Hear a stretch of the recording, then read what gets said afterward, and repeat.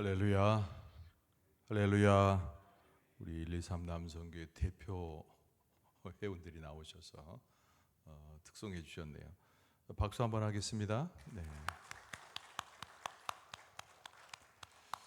명절 지난 다음에 이렇게 또 이른 아침에 모이기가 쉽지 않죠. 그래도 오늘 참석한 우리 성도 여러분 환영합니다. 또 우리 자녀들 생각하고 함께 기도하며 또 하나님께서 축복을 더하시고 또 우리 가운데 은혜를 주셔서 회복의 은혜와 또 하나님의 은총 허락하실 줄로 믿습니다. 일당 백이 아니라 일당 천입니다. 우리가 힘을 내서 아멘도 하고 또 우리가 화답하고 좀 기도하는 그런 온토세를 오늘 함께 했으면 좋겠습니다. 오늘 마가복음 12장 28절 이하의 말씀으로 가장 중요한 것이란 제목으로 은혜를 좀 나누고자 합니다. 우리가 하나님 앞에 나올 때마다 우리의 마음 가운데 한 가지 소원이 있기 마련입니다. 이제 기도 제목으로도 드릴 수 있고 또 하나님과 교통하면서 또 우리의 심령을 내비치고 하나님의 은혜를 구할 때가 많이 있어요. 우리가 하나님께서 응답하신다는 전제 가운데서 우리가 하나님 앞에 구하는 것 중에 제일 되는 것이 무엇일까요? 우리는 얼른 생각하기에 내 삶의 주변에 있는 것, 또 내 삶의 심령 가운데 있는 것들을 꺼내놓기가 쉽겠죠.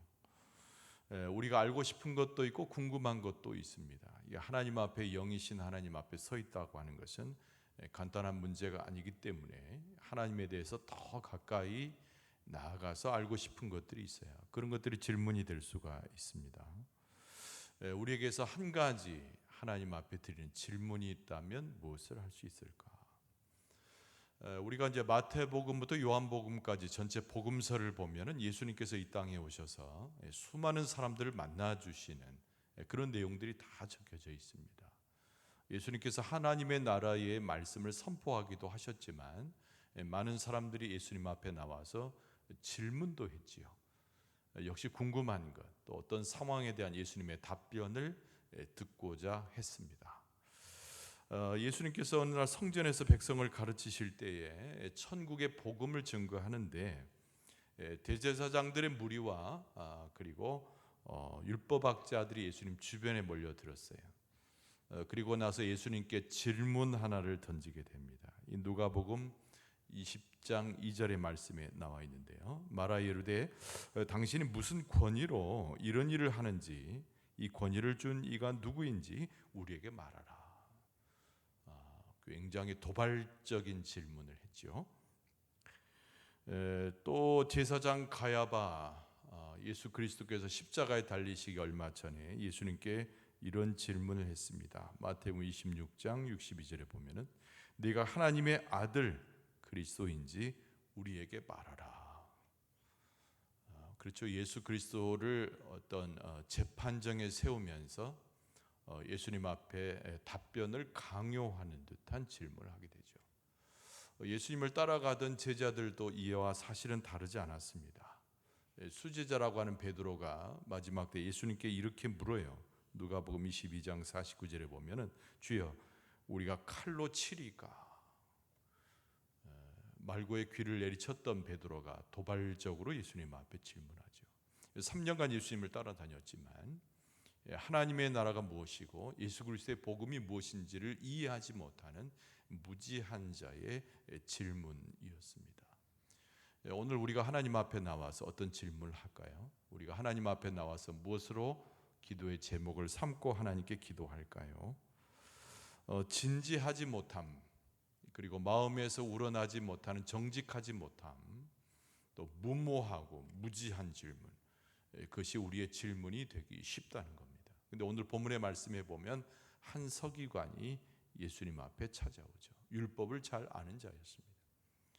그러나 앞에서 열거했던 그 수많은 사람들의 질문과는 조금 다르게 예수 그리스도 앞에 불신의 모습으로 선 것이 아니고 예수 그리스도를 바라보면서 자기의 심령에 있는 하나님의 말씀 중에 가장 소중한 것이 무엇일까 하는 궁금증을 가지고 예수님 앞에 질문했다는 것이 오늘 본문의 말씀의 시작입니다. 28절에 보면은 이 서기관이 예수님 앞에 나와서 이런 질문을 하지요. 모든 계명 중에 첫째가 무엇이니까? 이 질문을 하는 거예요. 내가 하나님의 말씀을 알고 어려서부터 그 말씀을 암송하고, 우리 이스라엘 백성은 하나님의 말씀과 함께 살아왔는데 그런 수많은 하나님의 말씀과 율례와 법도 중에서 제일 소중한 것이 무엇일까요? 이렇게 예수님 앞에 묻는 겁니다. 최고의 계명이 무엇입니까? 서기관은 앞에 질문했던 자들과 달라요. 또 서기관은 예수님 앞에 그래도 굉장히 마음 가운데 품었던 영적 질문을 했습니다. 그러면서도 이 질문은 어떻게 보면 그 당시에 평범한 질문이에요. 왜냐하면 이스라엘 백성들이 하나님의 말씀을 들을 때 아침 저녁으로 하나님의 말씀을 들으면서 이 말씀을 많이 암송하고 있었기 때문입니다.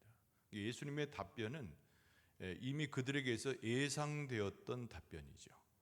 평범한 질문, 평범한 답변일 수 있어요.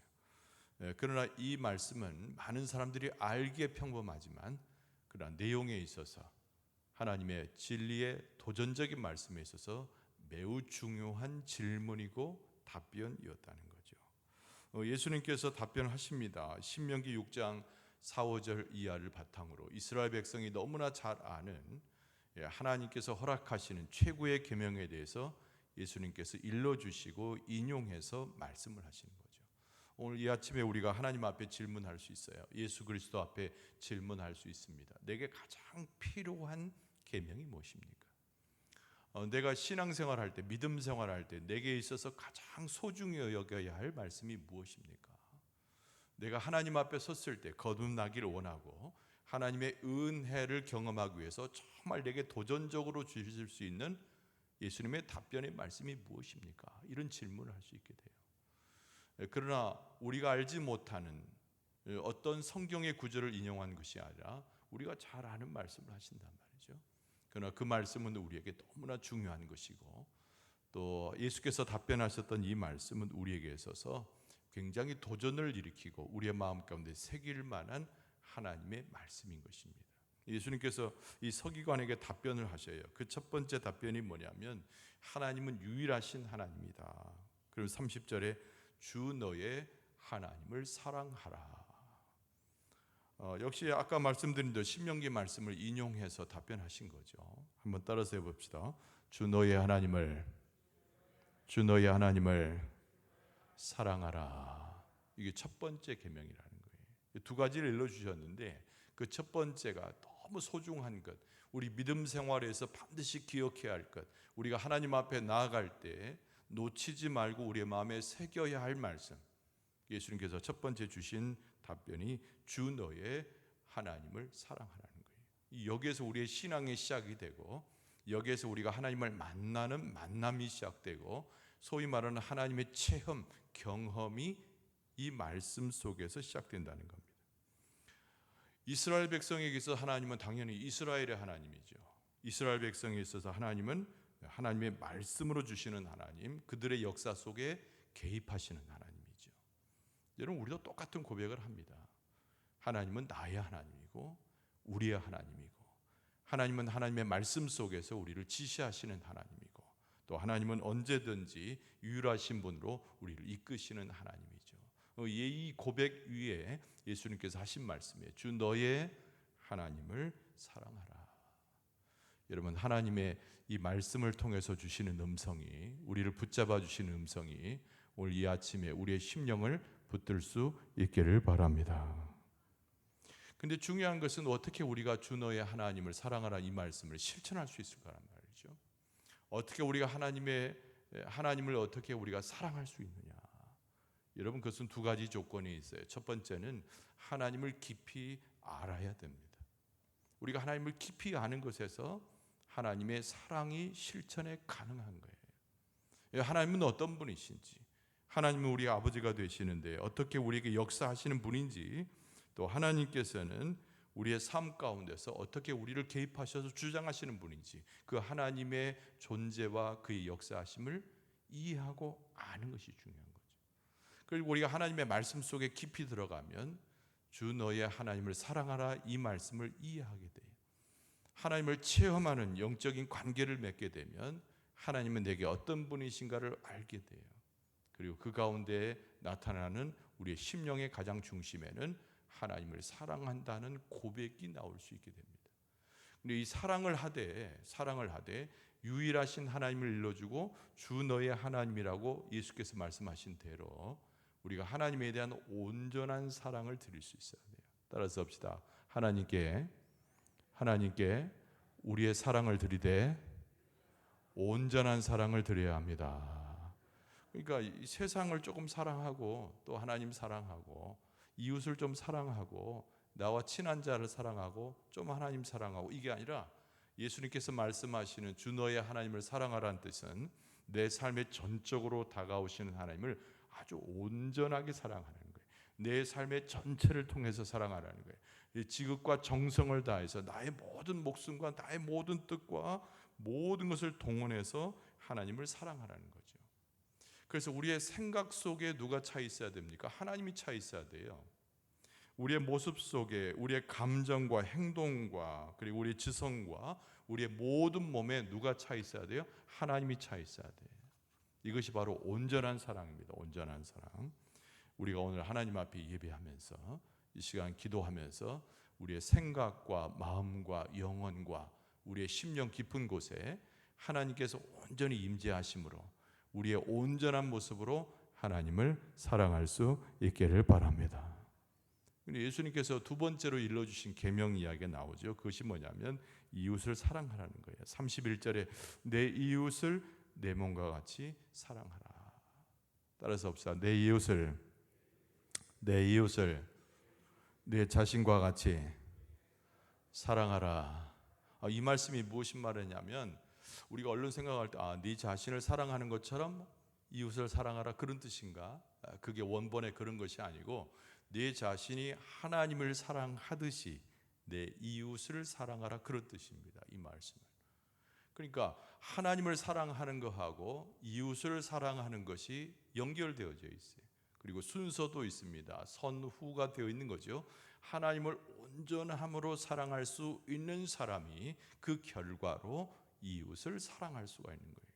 이웃을 사랑하는 것, 형제를 사랑하는 것, 가족을 사랑하고 아내를 사랑하고 자녀를 사랑하고 신앙의 동료를 사랑하는 것은 하나의 결과와 같고 열매와 같은 것인데 하나님을 사랑하는 것에 대한 열매라는 거예요. 우리가 온전함으로 하나님을 사랑하는 것에 성공하게 되면 우리가 이웃을 사랑하게 되고 형제를 사랑하게 되고 심지어는 나의 원수가 된 자까지 사랑할 수 있게 된다는 거예요. 할렐루야. 그러니까 우리가 친구를, 이웃을, 나를 해하려고 하는 자를, 내게 고통을 주는 자를 내가 억지로 힘을 내서 억지로 사랑할 수는 없는 거예요. 그 사람을 품어 안는 것도 내 마음대로 내가 원하는 대로 품어 안을 수 있는 것이 아니에요. 무엇에 성공하면? 하나님을 사랑하는 것에 성공하면 이웃을 사랑하게 되고 동료를 사랑하게 되고 형제를 사랑하게 되고 부모를 사랑하게 되고 자녀를 사랑하게 되는 줄로 믿습니다. 바로 그거거든요. 그 원리를 예수님께서 설명하고 계시는 거예요. 그래서 요한일서 4장 21절에 보면은 사도 요한이 이렇게 표현합니다. 하나님을 사랑하는 자는 또한 그 형제를 사랑할지니라. 이렇게 말했어요.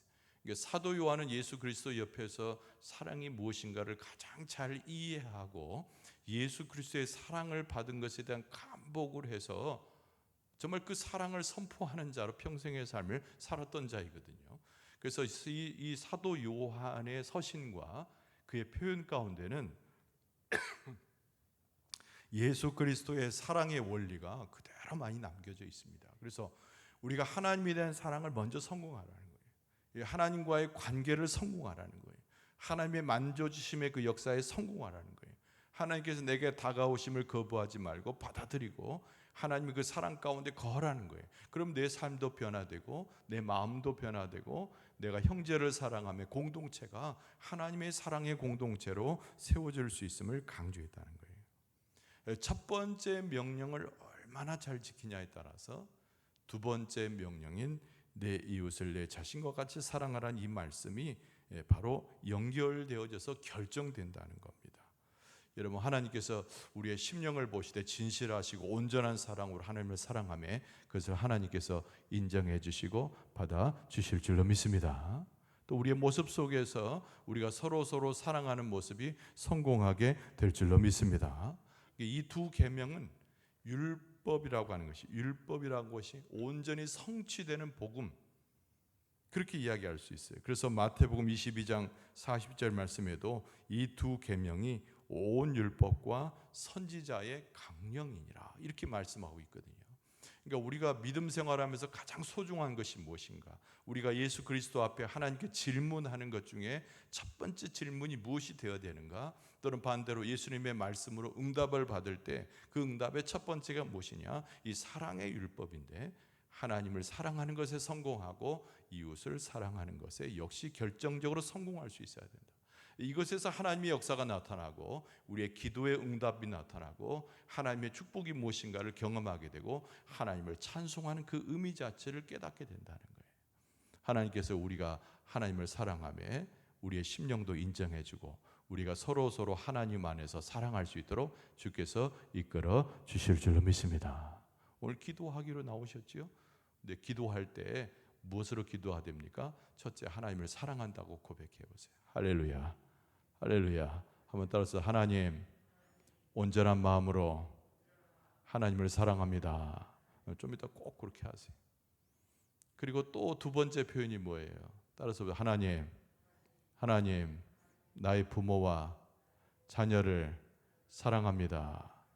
할렐루야.